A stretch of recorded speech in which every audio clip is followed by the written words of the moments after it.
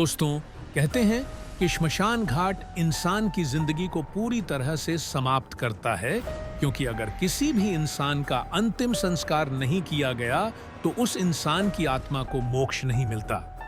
ग्रंथों में भी यह बताया गया है कि श्मशान घाट से लौटते समय लकड़ियां फेंकने के बाद भूलकर भी पीछे नहीं देखना चाहिए।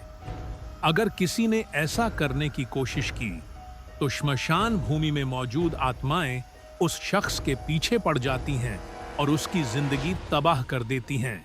दोस्तों, हमारी आज की कहानी भी कुछ इसी पर आधारित है। यह कहानी है विशाल वासुकी की। विशाल अपने ही एक रिश्तेदार के शव को श्मशान घाट में विसर्जित करके वापस घर लौट रहा था, लेकिन वह कभी भी इन सब बातों को नहीं मानता था। उसे उस वक्त बड़ी उत्सुकता हुई कि एक बार पीछे मुड़कर देखे कि आखिर पीछे क्या है। दोस्तों, सच कहूं तो इसके बाद जो हुआ उसकी कोई सीमा ही नहीं है। आखिर क्या हो सकता है ऐसा कुछ करने पर, यह कहानी सुनकर आप भी जान जाएंगे। शायद इस कहानी को जानने के बाद आप कभी ऐसी बेवकूफ़ी करने की हिम्मत नहीं करेंगे। चलिए जानते हैं। विशाल, जिसकी उम्र 16 साल थी, अपने गांव छुट्टियां मनाने के लिए आया हुआ था। विशाल, जो कि हमेशा से शहर में ही पला बढ़ा था, गांव के रहन सहन, भाषा या समुदाय से बिल्कुल वाकिफ नहीं था। वह गांव लगभग 6 साल बाद आया था और इस बार वह पूरे 1 महीने रहकर जाने वाला था। उसके 10वीं के एग्जाम खत्म हुए थे और उसके बाद लंबी छुट्टियां मिली थीं। विशाल के गांव का नाम पदम था। गांव में वह पूरा दिन बाहर ही रहता, कभी क्रिकेट खेलता, कभी फुटबॉल, और इन सब चीजों से मन नहीं भरता तो छुपन छुपाई खेलता।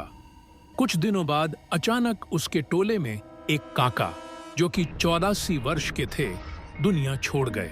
जिस तरह शहरों में लोग सोसाइटी में रहते हैं, उसी तरह गांव में लोग टोला में रहते हैं, जहां हर कोई अपना ही होता है।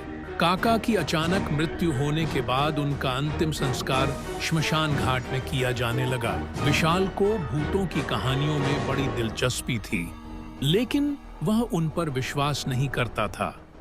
जब कभी भी गांव में कोई उसे भूत प्रेत की कहानी सुनाता तो वह बस उन्हें फालतू चीजें बोलकर मजाक बनाता। विशाल ने बहुत जगह से सुना था कि श्मशान में आत्माएं होती हैं, लेकिन वह कभी श्मशान गया नहीं था।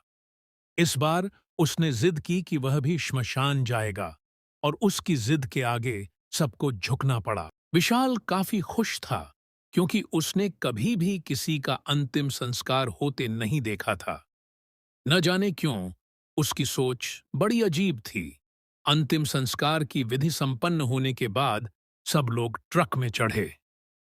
ट्रक ने जैसे ही रफ्तार पकड़ी, विशाल बार बार उस लाश की तरफ देखता जा रहा था। उसके दादाजी ने उसे 2-3 बार टोका और कहा कि कभी भी भूलकर बार बार नहीं देखना चाहिए, लेकिन विशाल कहाँ किसी की सुनता। विशाल काफी खुश था, क्योंकि उसने कभी भी किसी का अंतिम संस्कार होते नहीं देखा था। न जाने क्यों उसकी सोच बड़ी अजीब थी। अंतिम संस्कार की विधि संपन्न होने के बाद सब लोग ट्रक में चढ़े। ट्रक ने जैसे ही रफ्तार पकड़ी, विशाल बार बार उस लाश की तरफ देखता जा रहा था। उसके दादाजी ने उसे 2-3 बार टोका और कहा कि कभी भी भूलकर बार बार नहीं देखना चाहिए, लेकिन विशाल कहाँ किसी की सुनता। श्मशान पहुंचने के बाद लाश को उतारा गया। थोड़ी ही देर में अंतिम संस्कार की विधि शुरू हो गई। पूरी विधि संपन्न होने के बाद सबको हिदायत दी गई कि कोई भी गलती से पीछे मुड़कर न देखे और न ही उस लाश का नाम ले। इतना कहकर सबके हाथों में टूटी लकड़ियां दी गईं और सबने मुड़ते हुए उन लकड़ियों को पीछे फेंका और आगे की ओर बढ़ गए। इसी बीच विशाल का मन बार बार यह चाह रहा था कि कम से कम वह एक बार तो पीछे देखे, लेकिन अगर वह ऐसा करता तो उसे सबकी डांट खानी पड़ती। विशाल थोड़ा धीरे चलने लगा और मौका पाकर उसने एक बार पलट कर देखा।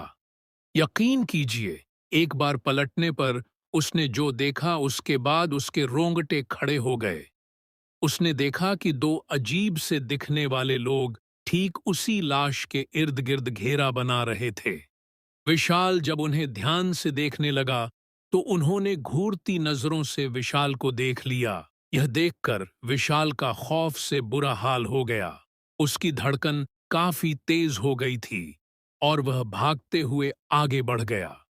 इसके बाद वह सीधा घर पहुंचा, शुद्धिकरण नहाया और अपने कमरे में सो गया। लेकिन उसे यह बिल्कुल नहीं पता था कि उसने अपनी जिंदगी को किस दलदल में फंसा लिया है। उसे सोते वक्त कुछ सरसराहट की आवाज सुनाई दी। वह बिस्तर से कसमसा गया। जब उसने सामने देखा तो पाया कि एक अजीब सी आत्मा छिपकली की तरह दीवार पर चढ़ रही है। यह सब देखकर वह थोड़ा सहम गया। तभी उसने देखा कि उसके पंखे पर एक आदमी बैठा है जो पंखे के साथ झूल रहा है।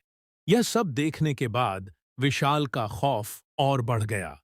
उसकी धड़कनें तेज हो गईं। इस घटना के बाद विशाल की हालत बिगड़ने लगी। उसके माता-पिता को कुछ समझ नहीं आया कि आखिर हुआ क्या है। एक रात विशाल के माता-पिता ने उसे देखने का फैसला किया और उसके कमरे में पहुंचे। उन्होंने देखा कि विशाल अजीब आवाजों में बात कर रहा है और उसका पूरा शरीर बदल चुका है।